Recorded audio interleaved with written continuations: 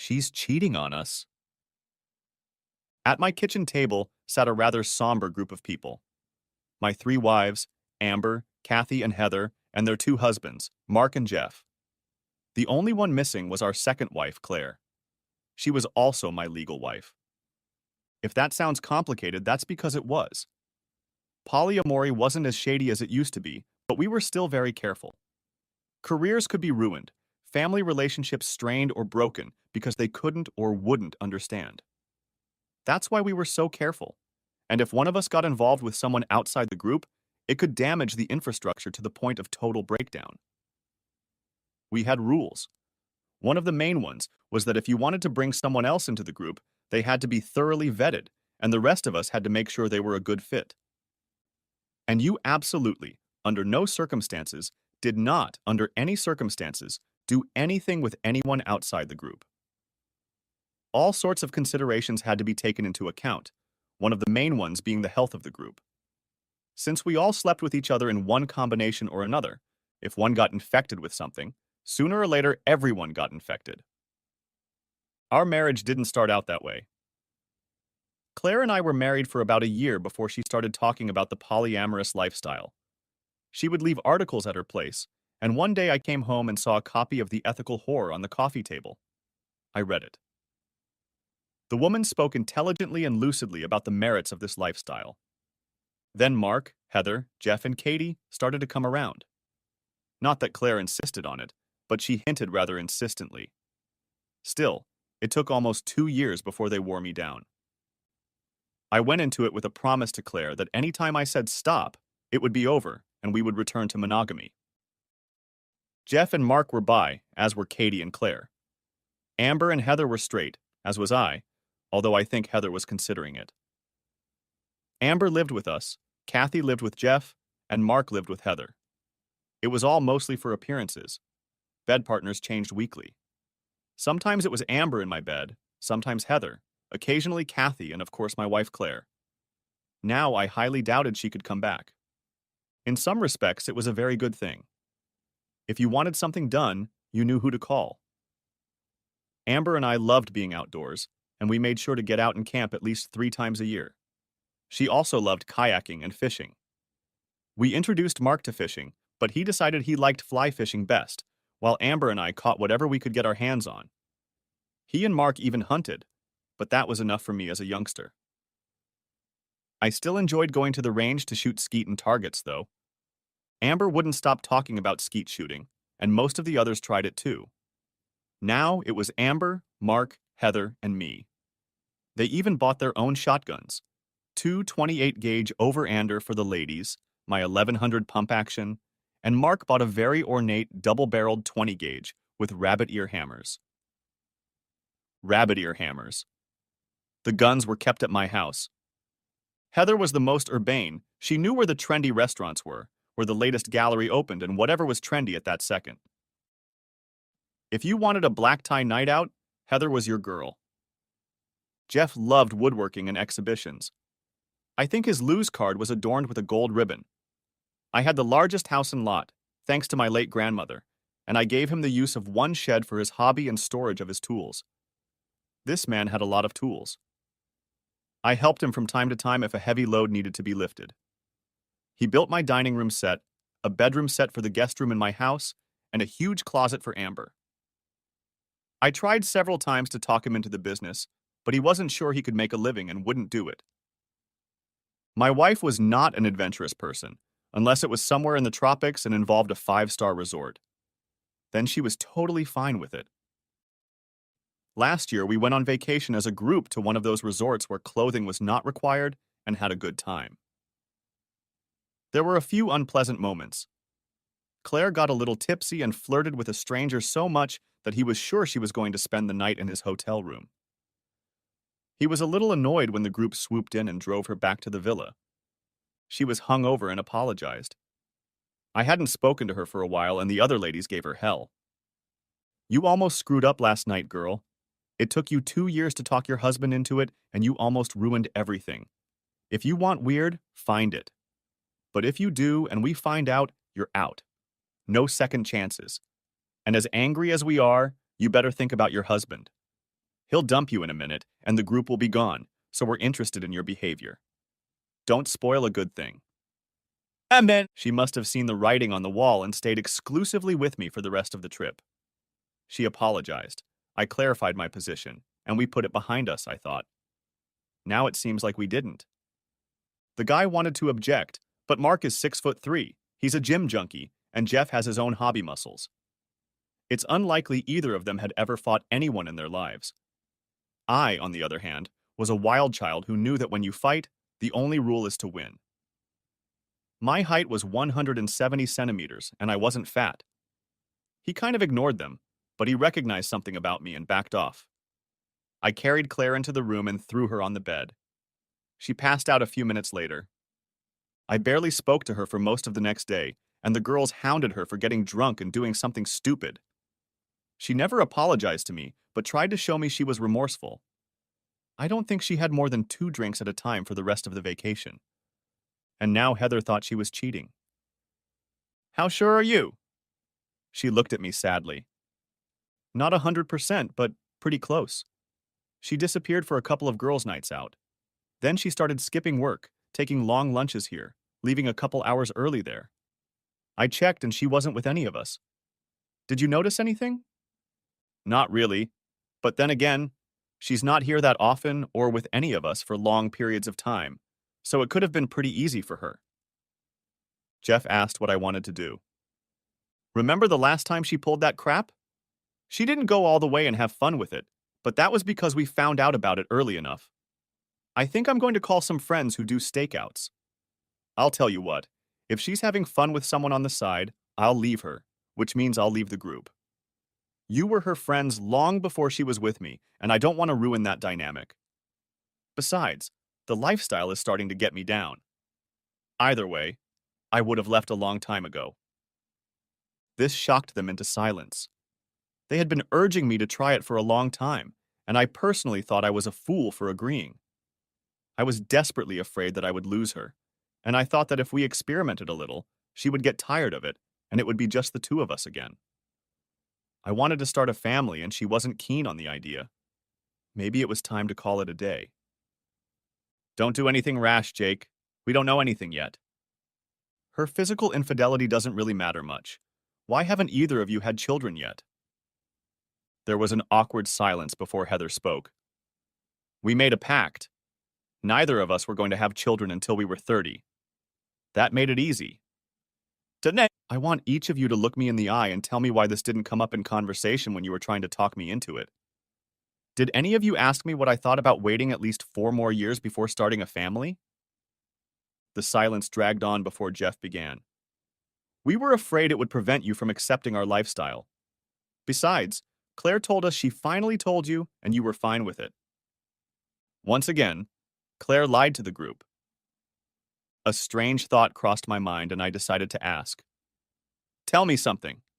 When you girls decided it was time to have kids, were you going to have them with your spouse, or did you just get lucky? There was a very long, very awkward silence that did me no good at all. Finally, Heather spoke up. We girls discussed it and decided that the first one would be with our husbands. Then we thought we could share to bring us closer together. They all sort of froze in anticipation of the explosion, and I didn't disappoint them. Screw you, damn it! Get out! Right now! Heather and Katie were already halfway to the door. Mark pretended like he wanted to say something, but hesitated. I always liked Jeff better, and he thought I'd be nicer to him. Jake, calm down. I didn't realize you weren't on board with the plan. I don't think Mark was, and I know I wasn't, but from the looks on their faces, the girls knew. We'll leave now and come back when you've calmed down. Yeah, I don't think so. Don't come over. Don't call me.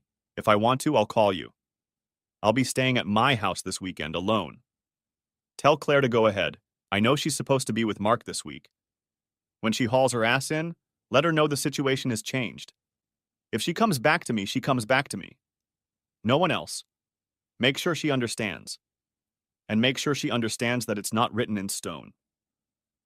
A few sighs sounded. I guess it hadn't gone at all the way they'd planned. I was ready to give up that lifestyle as it was. Everyone has to live according to their moral compass, and mine was pointing less and less toward the life I was living. Amber didn't leave, but made sure to stay out of sight. I grabbed a couple ciders, walked back to the bench under the pecan tree, and sat down.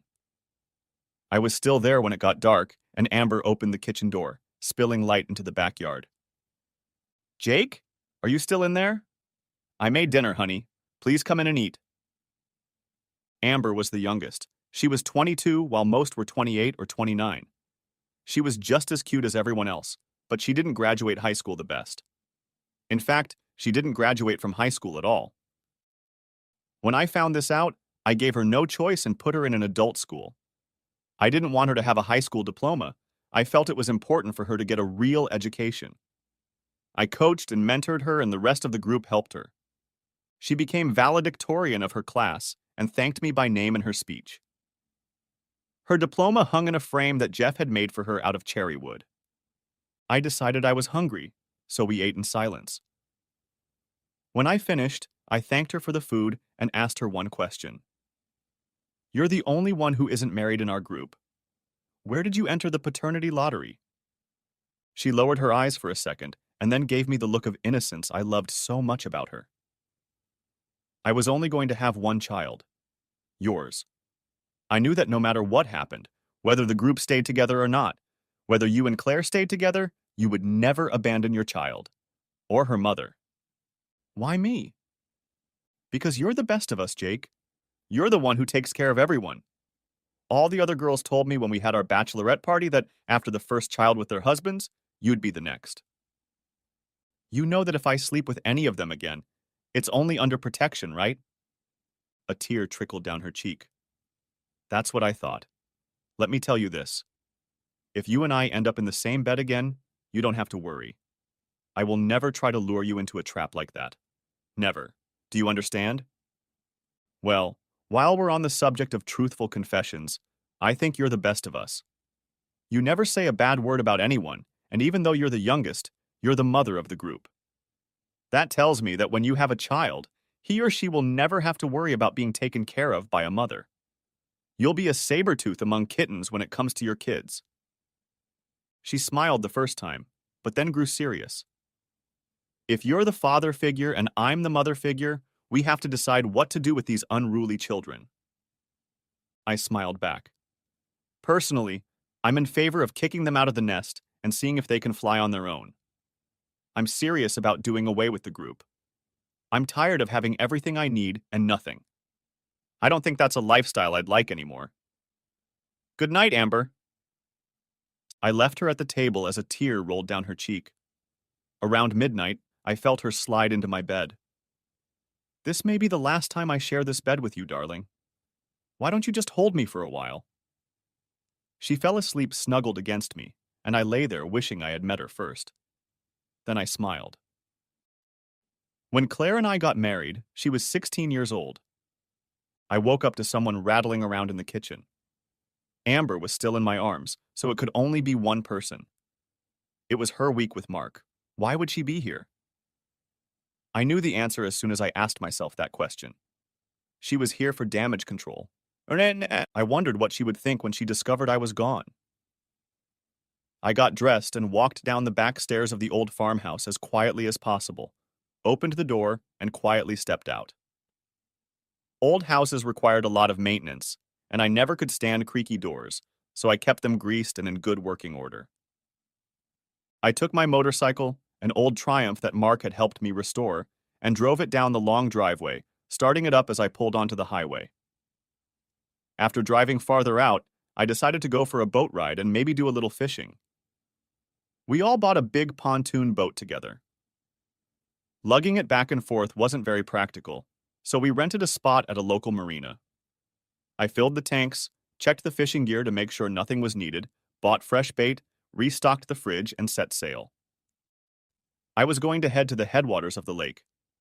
There were never many people there, which surprised me because the fishing was very good there. We usually kept the fish until we had enough to fry, but even though they were biting, this day I decided to catch and release. I stayed on the water until noon, then headed back out, and the first person I saw when I got back to the dock was Claire. She was smiling but looked scared as she tried to hug me. Don't. What? Don't touch me right now. But you're my husband. I'm supposed to touch you. The laugh was short and bitter. Aya? Really? Or am I just another buddy in your string of buddies with privileges? I'm really tired of this lifestyle, and I need to think about it. In the meantime, the best thing you can do is give me enough space to make a decision. Please. Yes, it worked. Instead of giving me space, she piled her whole body on top of me. Crying and pleading didn't seem to help, and I just stood there with my arms at my sides until she finally stopped. When she finally backed off, she uttered the classic phrase. We need to talk. About what? How much entertainment do you need to feel fulfilled? Obviously, you don't get enough at home, or with Jeff, or with Mark. Wait, maybe it's the girl you slept with. That never occurred to me, but it's entirely possible. She gasped. I'd never talked to her so bluntly and cared so little about her feelings. Plus, she was starting to get nervous.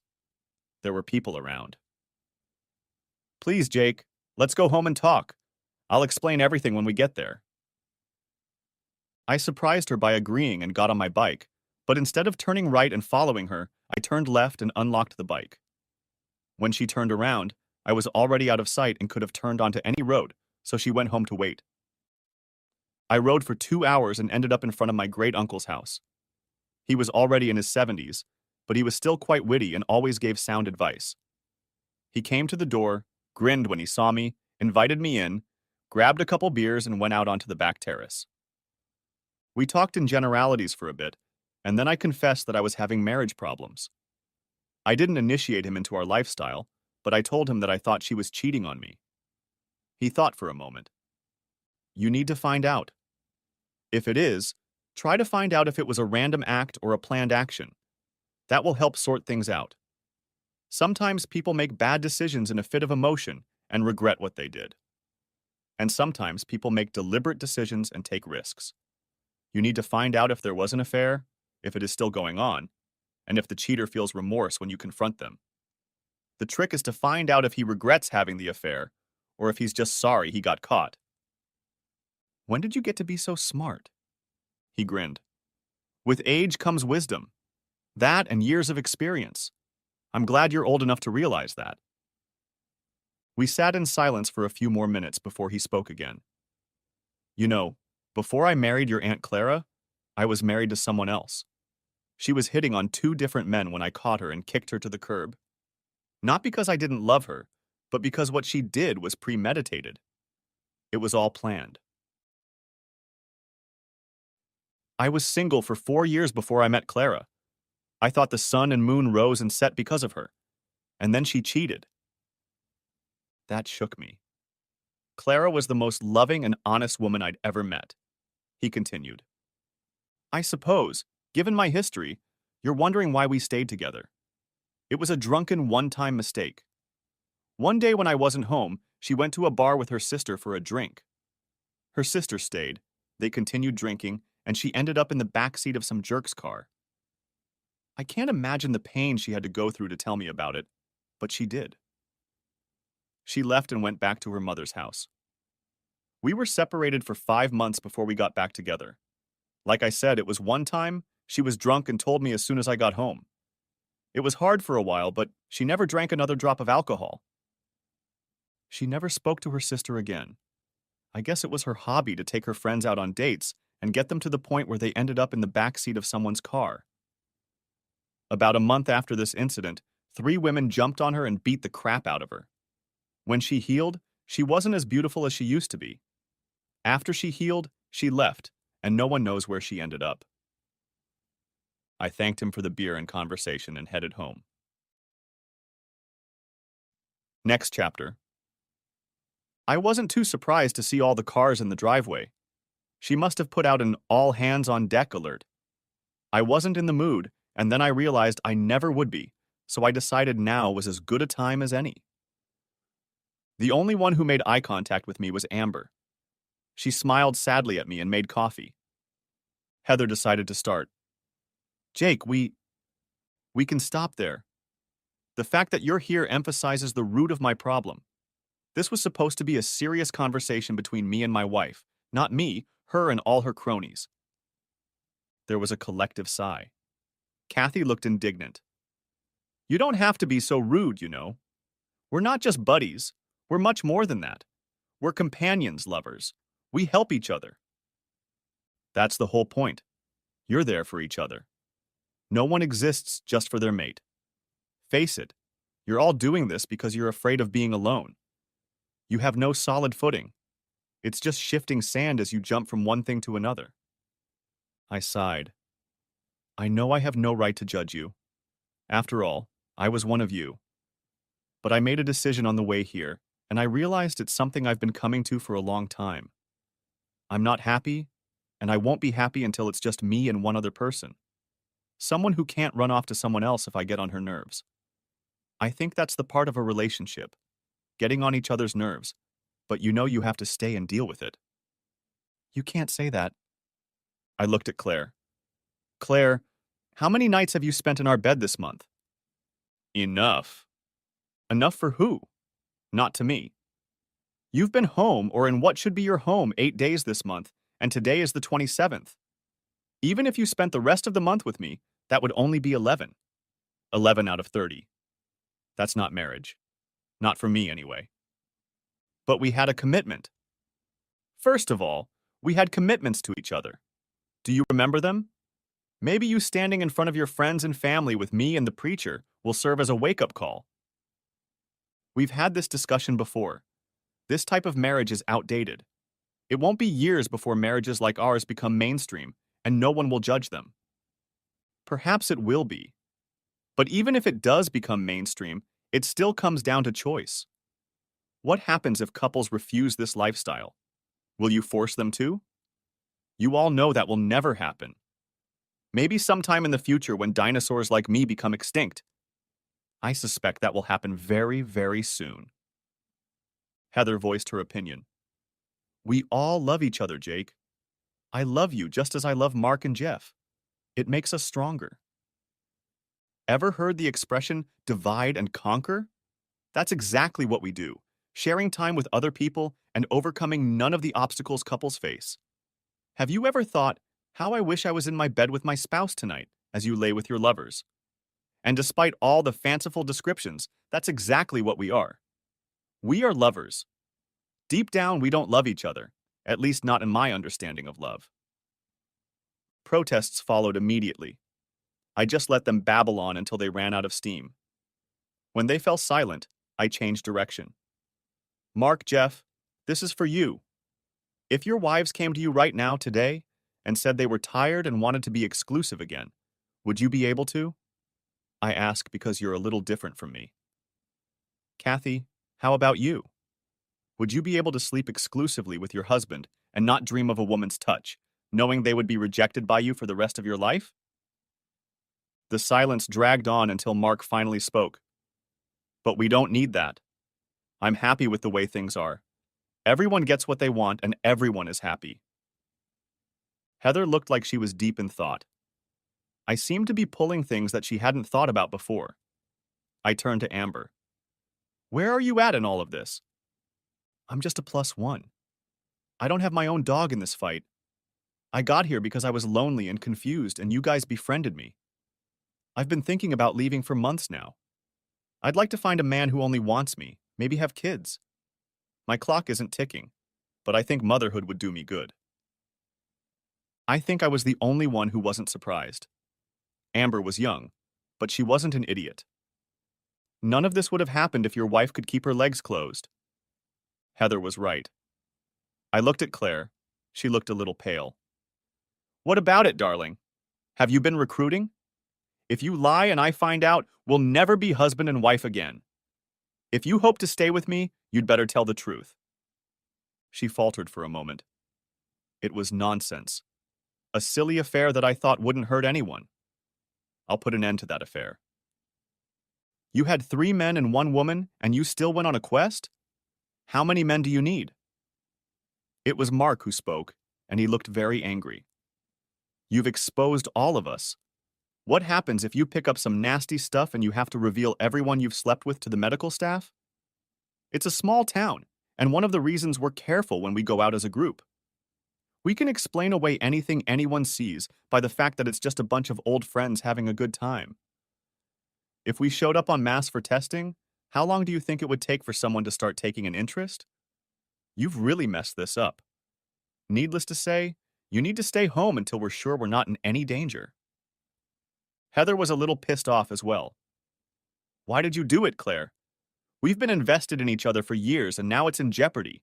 If the band breaks up, I'm taking this to your doorstep. Everyone fell silent, and I gave them a few minutes to gather their thoughts. Claire, you were right when you said this was the end of the affair. Not in what you've done now, but in general.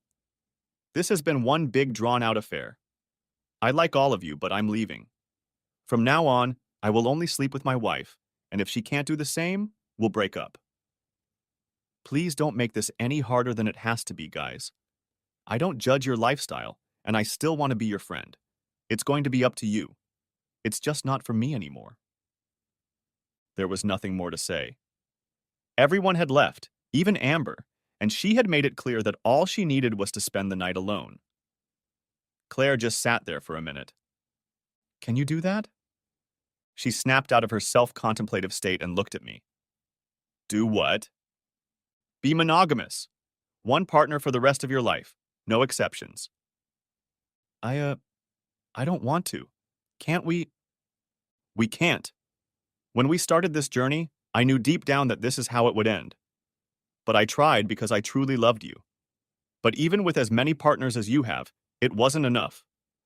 Oh, I'm sure you'll try and maybe you'll last a while longer, but the temptation will be too strong and you'll go back to your old habits. And just so you know, I'm not judging others, but I am judging you. You don't have one right bone in your body. I have a feeling you've been playing around since before we even joined the band. Let's save ourselves the hassle and just declare it's over. She had a hard time understanding what I was saying. For a minute, I thought she was hyperventilating, but she got her breathing under control. Claire spent the rest of the evening trying to talk me down, but by bedtime she realized I'd had enough. We didn't sleep together that night. She slept in Amber's room. I lay there trying to figure out how my life had gotten to this point until exhaustion made me fall asleep. The next morning, she was already up and making breakfast, and I started to help. Old habits are hard to give up, and that was comforting to me in a way. We ate in near silence, and she said she had some things to do and left right afterward. I found out later that she went to everyone, looking for support. Apparently, she didn't get it. I wasn't too surprised when I came home the next day and saw that her things were gone. There was a note on the kitchen table. You were right. We are too far apart to be together again.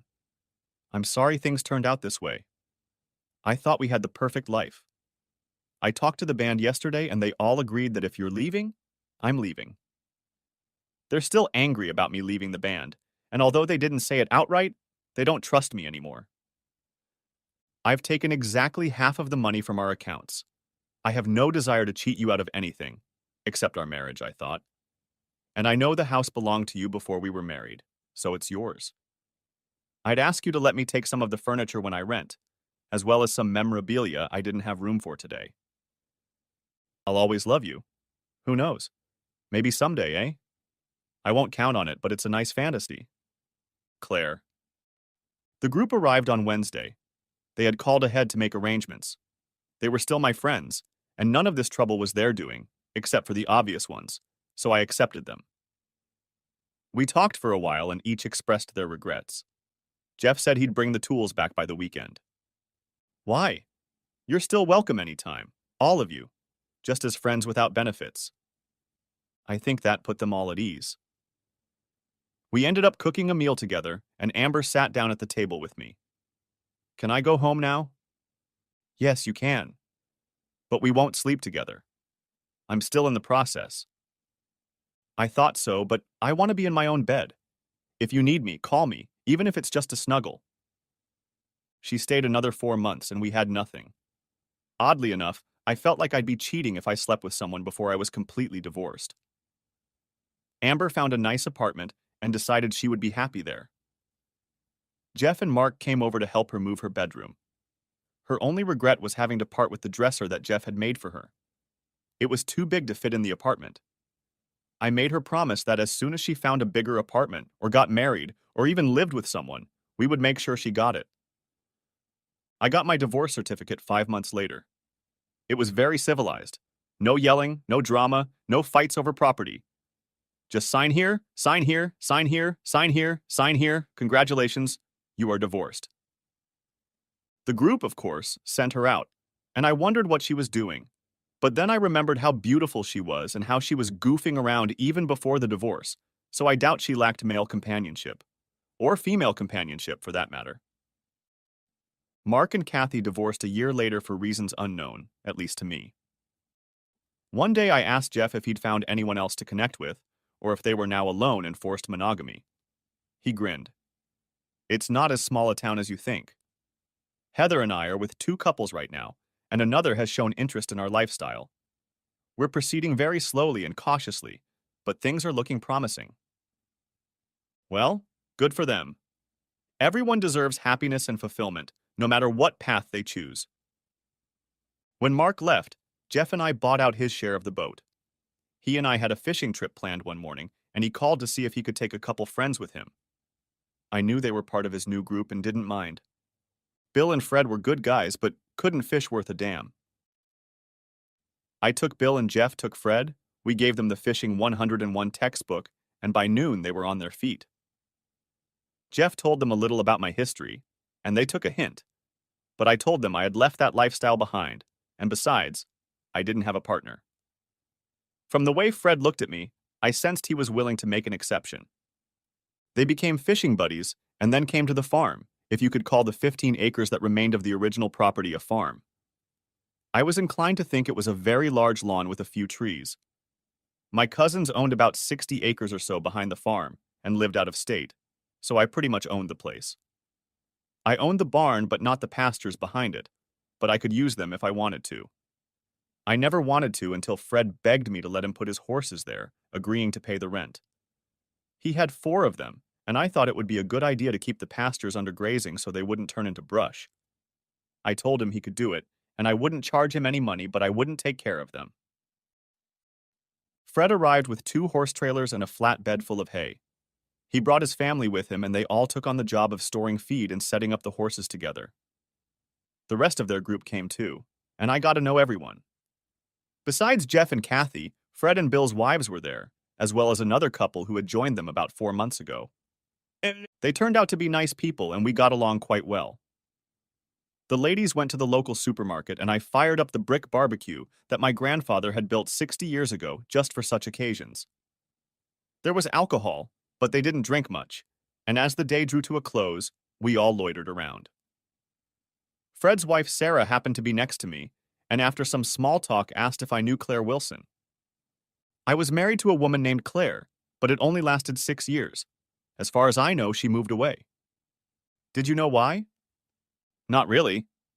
I didn't even know she'd moved until someone told me about it. If it's the same person, and I think it is, would you want to know why she moved? Not if it would drive me into depression. I hope she's doing well, even though we've gone our separate ways. After all, there was no hate there. At least on my end, we just reached a fork in the road and she went left, and I went right. After you, she remarried, and she and her new husband were part of the group I was in. They didn't last a year before they disappeared.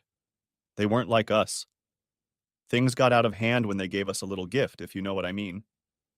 It wasn't particularly nasty and was easily cured with a couple drinks, but because of what we had to go through, we voted them out.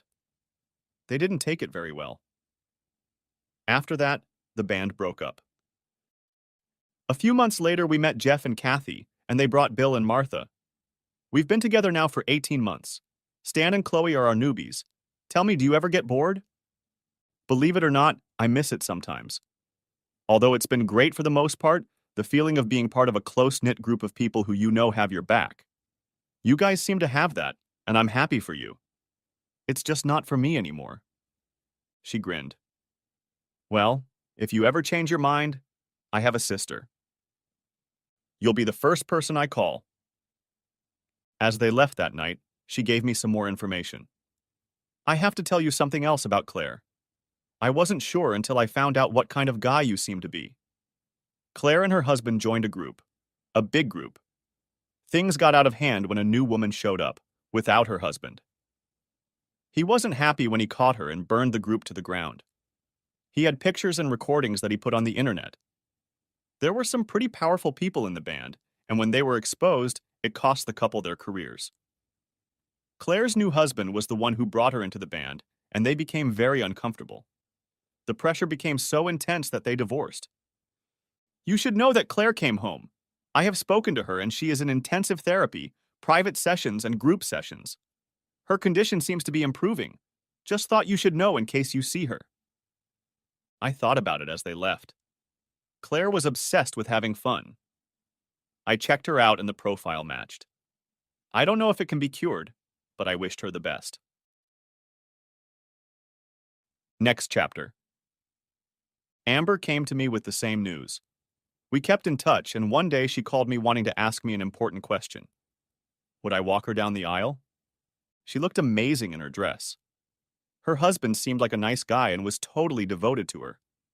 They had a baby girl shortly after their wedding, and she was a sweet, well-behaved child. One day they came over so she could show him her closet and see if it would fit in her house. We measured it, and from the way he talked, I doubted it would fit. The little one saw the horses and had a fit, so I carried her downstairs, and when they piled up against the fence, she clung to me very tightly. I think when she realized they weren't going to eat her, she relaxed and rubbed her nose against theirs and giggled. I took her out to the pasture and put her on the back of Molly, an old mare with the gentlest disposition I've ever seen in an animal. I made her walk a few steps while she giggled. When we got outside, Amber did her best to frown. Now, all I'm going to hear is that she wants a horse. Well, I have plenty of pasture. Her husband Bob laughed and said, They'll be back to me in 8 or 10 years. When little Belle went to bed, she told me about meeting Claire. I almost didn't recognize her, Jake. She must have gained 30 pounds, and it didn't look good on her. I invited her into the house and we had coffee while she played with Belle. You know, if we'd stuck to the plan, I'd be almost as old now, she said. She asked if I kept in touch with everyone, and I said I saw Jeff and Kathy from time to time. I had no idea where Mark and Heather were.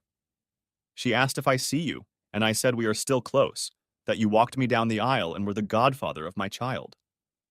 Tears came to her eyes when I told her that you were doing well and that she should come and visit you. She wasn't sure if she would be accepted. I don't know if she was fishing or not, but I told her she should call you and gave her your new number. Have you heard from her? No, but she has no reason to be afraid. I don't hate her, though I hate what she's become. But that's water under the bridge now. I have no intention of having relations with her again, but I can tolerate her in society. If you see her again, tell her to stop by. Be sure to give her my words. I don't want her to come with expectations. 3 weeks later, they returned and Claire was with them.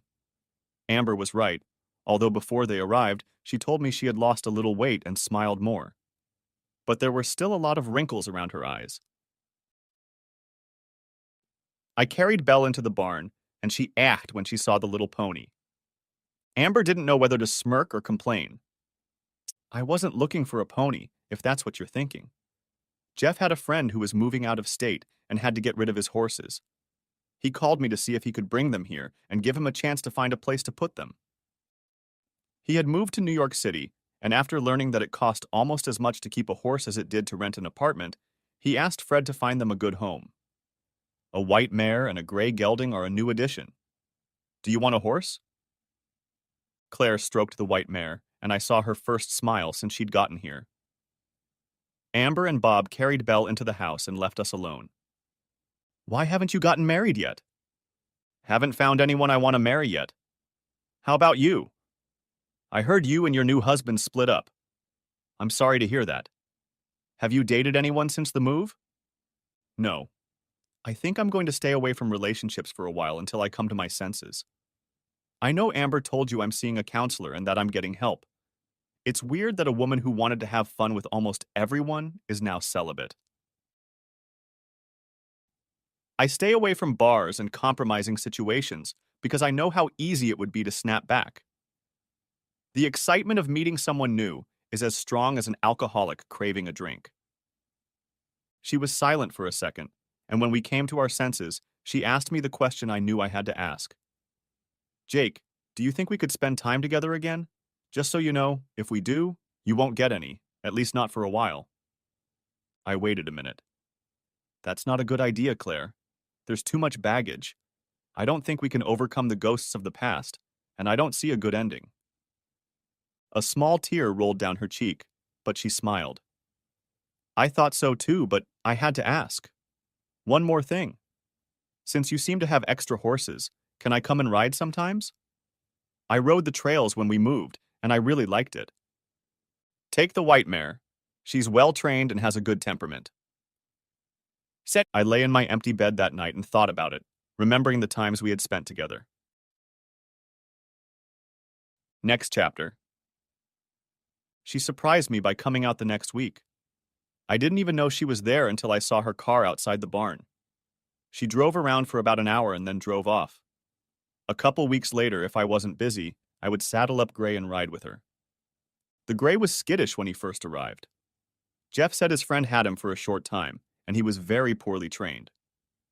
I read books, watched training videos on YouTube, and made it my project. I made mistakes but learned from them, and pretty soon we became buddies. He still had a hard time letting anyone ride him, so most people left him alone. We talked more during those rides than we had during our entire marriage. We would never become lovers again, but we became very good friends. One day, she went out with another woman. She was a little older and kept a stiff attitude with me, but after watching us chat, she relaxed. Her name was Polly, and a month after we met, she came to me alone. I want to talk to you about something. Claire and I have started to have feelings for each other. Do you think it could go anywhere? I think you're asking her, not me. I know she likes you a lot. Do you know her history? Most of it. She says she's changed. The question is, do you think she's changed, and are you willing to take a chance and find out? I think so, and I'm willing to put enough into myself to find out. Believe it or not, that's not why I came out here. How many booths do you have available? Can I rent one? I know we can ride yours, and you gave Claire's mare away, but I need my own. If you agree, will you help me find one? I thought for a moment. My house and lot 75 years ago were part of a huge dairy farm, and my barn was just huge. A local historian came to see me once and said it was the largest in the county. An empty stall shouldn't have been a problem. No, but only because I'm not the expert you need. Let me introduce you to my buddy, Jeff. I called Jeff and explained the situation. He didn't know whether to laugh or lose his temper. Let me get this straight. You want me to find your ex-wife's lover a horse that she can keep in your barn so they can come over and ride? You're a tough dude, bro. Count me in. Jeff and Kathy met Polly and found common ground. Pretty soon they became part of our group, but only socially. Everyone would almost always gather at my house on Saturday mornings to clean the stalls and ride a bit, then disperse to their respective homes. Amber and Bob would come over every now and then, and the ladies would drool over Bella. I guess it triggered their nesting instinct because 6 months later, Katie and Holly got pregnant. I was dating a woman I really liked, and she would sometimes come over when they were there. We didn't say anything to her about the dynamics of the group, but she didn't seem to like anyone, especially Claire and Amber. What bothered me was that the horses didn't like her, including Molly, and everyone liked this old lady. We lasted about 4 months, after which we decided our life goals didn't align and went our separate ways. By then, Bella was 4 years old and had her own saddle. I absolutely refused to let her get on the saddle unless she wore the helmet I had given her, along with a neck protector. Bob had his eye on one of those equestrian airbags, but couldn't find one small enough. We let her ride with us if we were going slow. One of us always had a rope for emergencies. She almost always fell asleep in front of someone halfway through the ride, usually me. If it wasn't me, it was Polly, which surprised her unspeakably. Now, on the nightstand next to their bed is a picture of Belle, Claire, and Polly cuddled up in a hammock. The kid has enough aunts and uncles to put together a team for almost any sport. Fast forward 12 years. I was sitting in the grandstand with my wife watching our child compete in her equestrian events. In fact, they were all her favorites. The only thing I didn't like was the jumping, especially in the steeplechase. She might have been 17, but she had inherited her mother's slight stature, and the thought of tons of horseflesh rumbling around her while she jumped scared the hell out of me. When she finished the competition, she came out to the bleachers to cheer on her 11-year-old sister. She hugged Amber and then jumped into my lap and gave me a big kiss. I think I performed pretty well, Daddy. I think so too, Belle. Let's hope the judges think so too. So how did it happen? About a year after everyone started riding, Amber came to me and said she thought Bob was acting a little strange. There was no way she could figure out what was wrong. I tried to assure her that it was nothing, but I promised I would talk to him. She left, and I went down to the barn. I had gotten into the habit of checking on them at night after a stray dog had followed them. He died prematurely at 12-gauge muzzle, but I still kept my guard up. Do you ever feel like you're being followed?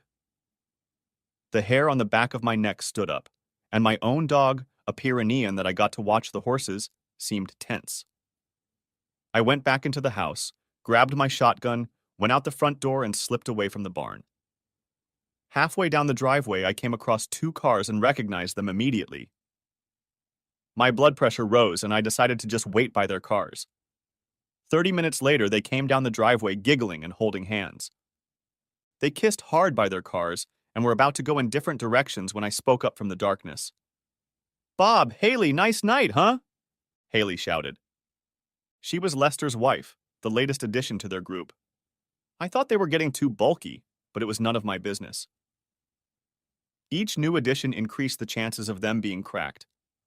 Jeff's wife was a school teacher, and Bill's wife was a nurse, and they really couldn't let their private affairs become public. Lester was a police officer, a shift sergeant in the state police. He was on an upward trajectory, and something like this could ruin his career. Haley started babbling something, and Bob kept quiet. I let her babble for a bit before I stopped her. You know you guys are on the verge of ruining a lot of lives, right? If this gets out, the whole group is in danger. Bob, you're an asshole. Amber doesn't deserve this. How could you do this to her? It's her own fault. I tried for almost a year to get her to join the group. She said she's already been there and done that and doesn't want to do it again. Even if she doesn't need the experience, I do. She's just being selfish. You're full of shit, no doubt about it. Are you willing to risk your family for this? Trust me, when Amber finds out, she'll dump your ass in a second. Is that really what you want? Maybe we should break up. I'm ready to expand my horizons, and if she's not with us, I'll find someone else. I hit him. He didn't notice in the dark, so I punched him right in the jaw. He dropped like a stone. Haley screamed again. Maybe we shouldn't make so much noise. Someone might come over and see what's going on. There wouldn't be anyone. I was at the end of a long driveway, and I had no neighbors, but she didn't know that. That silenced her immediately. Go home, Haley. Go home and think about what you've done. It's bad enough in a normal marriage, but in your case it's much worse. You didn't just betray your husband today. You betrayed 4 people. What do you think Lester will do if he finds out? If I even suspect you're doing it again, I'll destroy your world. Do you understand? That's it. Nothing more. Say it. Not anymore, Jake. I promise. Your promises don't carry much weight right now. One more thing. Was it the first time? Don't lie. She admitted it was the 5th time, 3 of them in the barn. Then, as she left, she sprinkled gravel on Bob. As for Bob, I left him to lie. Let him tell Amber some story about how he'd been wronged. Maybe she'll see right through him. I meant what I told her all those years ago. She was the best of us. I was glad at least one of us had found our happiness, and now it was a lie. Amber called me the next day with bad news. Bob had been mugged outside the sports bar where he was watching the game. He'd been doing that a lot lately, saying he knew how much she hated baseball and didn't want to hurt her. He had a big screen TV in his man cave, but Amber let him go, figuring it was good for him to go out with his friends once in a while. How badly is he hurt? Do the police have any suspects? He didn't call the police. When he came to, they were gone, and he had no idea what they looked like. Something must have spooked them because they didn't even take his wallet. He got a bunch of scratches and a swollen jaw. I told him he has to watch the next game at home. Sounds like a good plan. Keep an eye on him just in case. He could have a concussion or something. I tried to talk him into going to the hospital, but you know how stubborn he is. I know. Maybe this will be a wake-up call for him. What does that mean? It means he needs to prioritize. What would happen to you and Belle if he was killed? He wouldn't be killed. Besides, we have you. You'll take care of us. I will take care, and you know it. Let's not let that happen. Tell him what I said. He has something to live for. Thanks, Jake. Love you. Love you too, baby. I'll see you soon. I pondered this, and everyone noticed it. The only time I truly smiled was when Belle was climbing all over me. Katie put what everyone was thinking into words. Jesus, Jake, you act like someone ran over your dog. What's the matter with you? Never mind that. You have a date on Saturday. She's my cousin, and she doesn't know about our lifestyle. She just moved here, and she's staying with us until she finds a place. Ask her out, buy her wine and dine, maybe you'll get lucky. If you ask her out, I know we will. See if you can talk her into staying. She grinned. Don't think it's a sacrifice. The girl's hot. I had nothing else to do, so I asked her out and surprisingly had a good time. She stayed the night and we went out a few more times until we realized the spark just wasn't there. Amber took great offense to me. Why can't you find a nice girl? I kissed her. I found one, but she's married to someone else. She grinned and poked me with her finger. That ship has sailed. You had your chance. It took me a long time to get over you. We'll keep looking, won't we, Bob? He didn't look me in the eye as he answered. You got it, baby. The sooner we get him married, the sooner I can stop worrying about the two of you. She giggled, but if looks could kill, she'd be a widow in no time. It was bound to happen. Nature, karma, stupidity, they all probably played a part. They slipped into the barn again because they knew I had a date and spent 2 hours together. They got dressed, made themselves as presentable as possible, and left. She slipped out first and he waited 10 minutes and, grinning, got in the car. As he pulled onto the road, he began to ponder if he could seduce his secretary. The signals were coming in, and he was more than happy to take them. Bob was figuring out how hard it would be to talk his secretary into having some fun, and he already knew that Haley was up for it.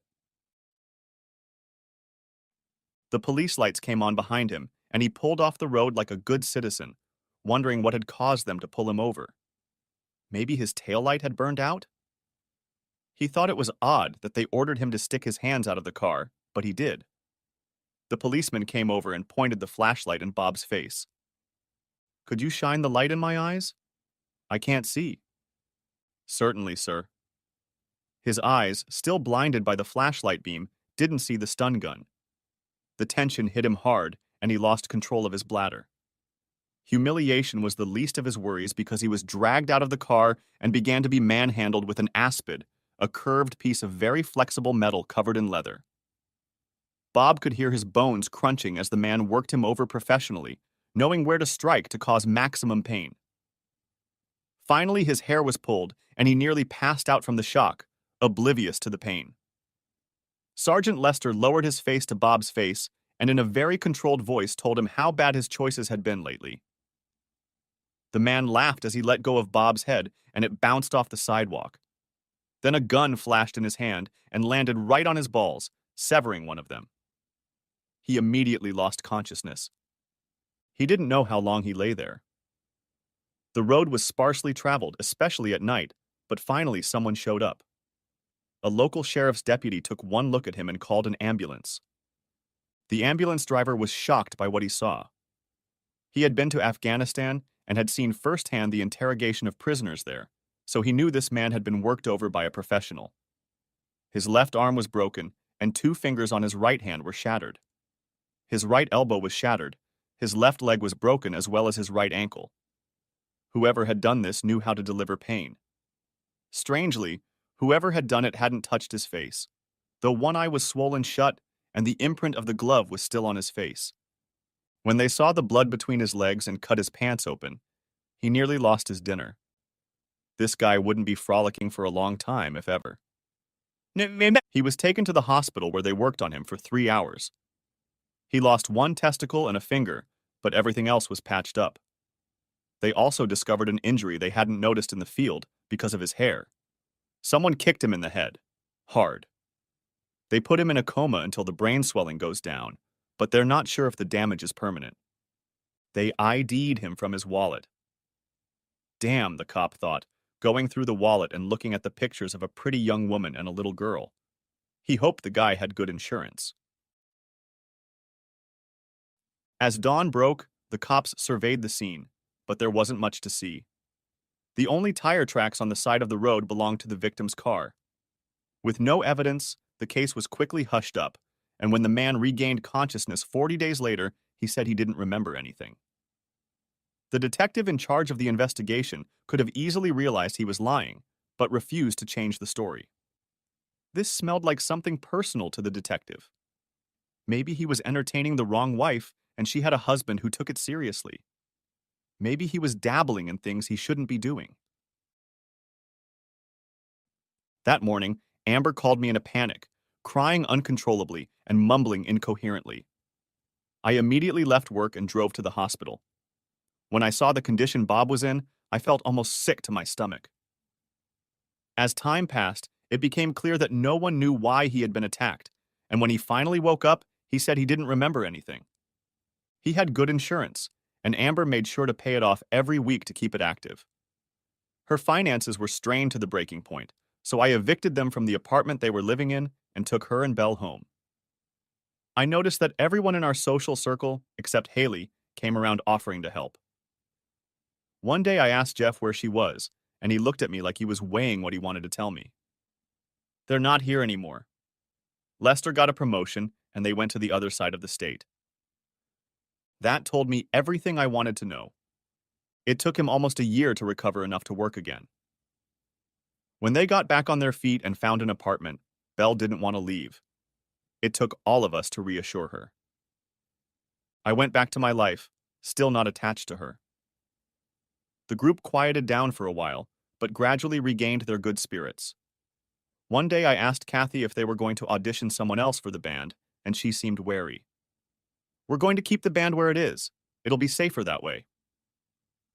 The only bright spot in that dismal time was Claire and Polly's wedding. I walked them down the aisle and wondered if it would work out. I hoped so. They did seem happy. They had a plan. In 3 years, they were going to find a baby to adopt. They seemed to be looking forward to it and were constantly borrowing Belle to practice parenting.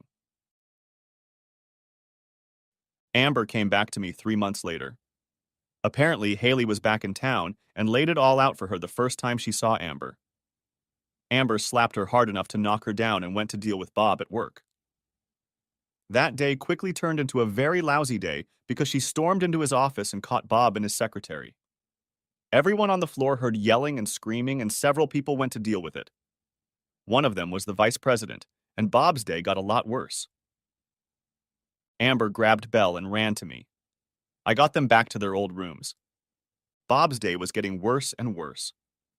The VP was about to fire them both until the secretary reported predatory behavior that made her practically bulletproof, so Bob left and she stayed. He tried to apologize to Amber, but she wasn't in the mood for forgiveness. He finally snapped and said that if she would just go back to the way she was when we were together, there would be no problem. He gave her an ultimatum. Find a group to join or he would leave her. She laughed so hard she almost cried. How can you leave me? I've already left you in the dust, figuratively speaking. Good luck finding someone to take you on. Most groups have their own underground to report important things. By the end of the week, there won't be a group left in the state that hasn't heard of you. Besides, You usually need a partner to join a group, and you don't have one. I'm filing a statement of irreconcilable differences. Don't be a jerk. Sign the papers. He threatened to make a fuss, but Jeff's quiet words, speaking on behalf of the group, calmed him down. The divorce went through, but that didn't stop him from acting like a jerk. It got to the point where he tried to grab Belle and run away. I happened to catch him first. Let her go, kid. Stick to your visitation. If you run away with her, it'll violate the custody order, and when they catch you, they'll send you to jail. I still have Lester's sergeant's number. I bet if I called him and told him where you'd be doing your time, he could arrange for you to get a decent reception and a pleasant stay. The wind had gone out of his sails, and he just sat there crying while Belle ran into my arms. She loved him, but the beatings and the direction his life had taken had changed him, and she could feel it. He left town without leaving an address. I tracked him down before the wedding, offering to release him from child support if he gave up his parental rights. He tried to detain me, and I grinned. If you can't pay the arrears, chances are you'll spend some time in jail and the payments will only go up. I can probably get a judge to revoke your license if you get locked up for any length of time. Agree. He agreed. I tried to hate him for what he had done to his family, but all I felt was sadness for all of them. So what brought us to the altar? It started with Belle. She was having nightmares, running into my room and climbing into bed. I'd just cuddle her and fall asleep. The first time Amber saw us, she smiled, and by about the fourth, she decided she deserved to be touched too. They ended up in my bed about 4 nights out of 7. Nothing happened between us. She was still mourning her marriage, and I didn't have those feelings at the time. It took about 5 months before they calmed down enough to sleep in their cribs all night. I was self-employed and could set my own schedule, whereas Amber's was very rigid. I often had to make sure Belle got to school on time, make her breakfast, and pick her up in the afternoon. If something happened and I couldn't, one of our friends would do it, most often Claire or Polly, but usually both. It didn't work very well because they held her hostage until almost bedtime. Eventually, we had to make rules and stick to them. And I didn't realize I had been promoted until she went outside with her little friend to pick him up. It was warm and I rolled down the windows to listen. I heard the girls talking. Which one is your daddy? She pointed to my SUV. That one over there? I made a big show of getting out of the car, helped her into the seat, gave her a hug, and kissed her cheek. She giggled but hugged me back.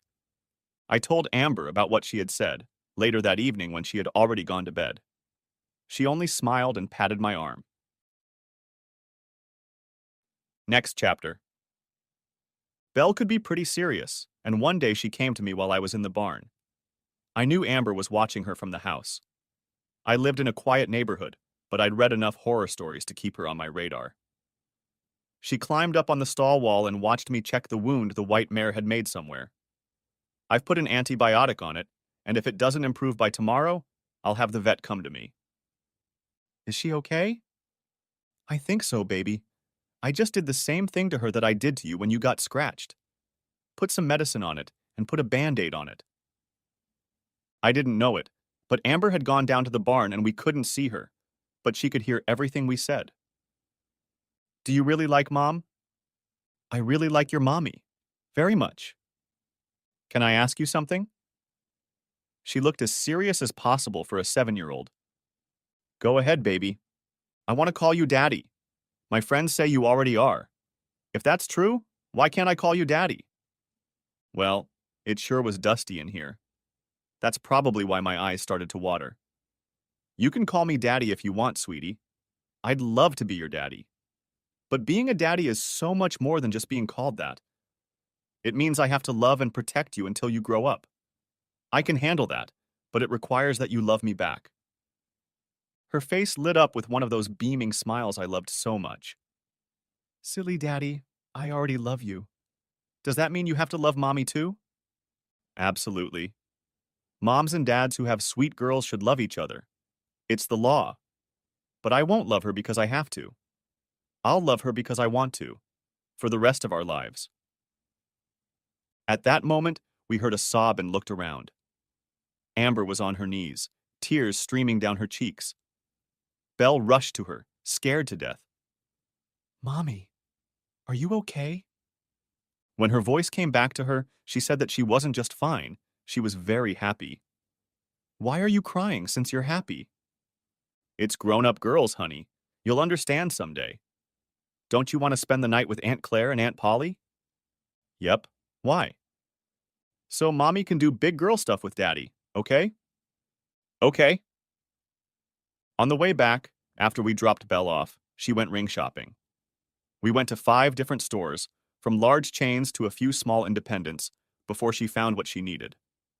Fate must have been with us because the ring was the right size and she wore it right out of the store. I asked her to marry me in the barn, not the most romantic place, but I got down on the floor next to her and asked anyway, with Belle as our only witness. Belle told Polly and Claire what had happened, and they smoked the phone lines. By 7, the party was in full swing. Jeff was working the grill with me and grinned. "What?" "Nothing. I'm happy for you. I've got some good news too. Katie's pregnant, 3 months pregnant." "That's good. Learn all you can, and in a couple years you'll be able to guide me." This started a trend, and over the next 4 months 2 other ladies became pregnant.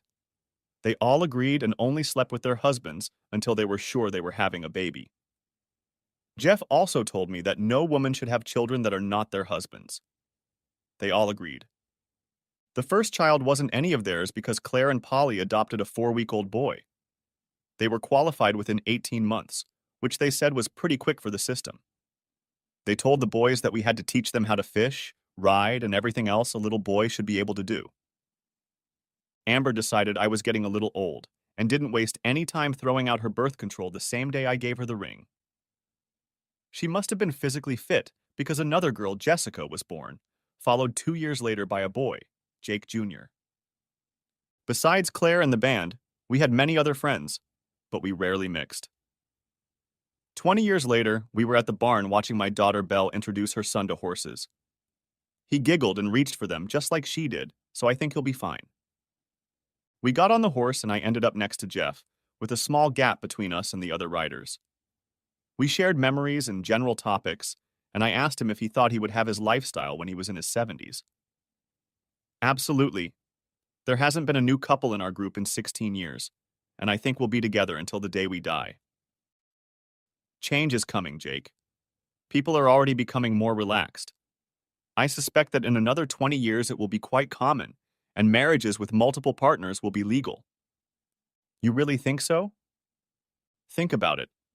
I was thinking about it as we drove, and I was reminiscing. If Claire hadn't cheated on me outside the group, would I have stayed in it? No, I would have left eventually. When Claire said it was the end of her affair, it sparked something in me. However you explain it, it made me feel like I was in one drawn-out affair, fooling myself more than others, and not having the life I wanted. So I ended the affair and lived my life, and I regret nothing. The end. Thanks for watching. I hope you enjoyed it, so subscribe to my channel and watch the next video.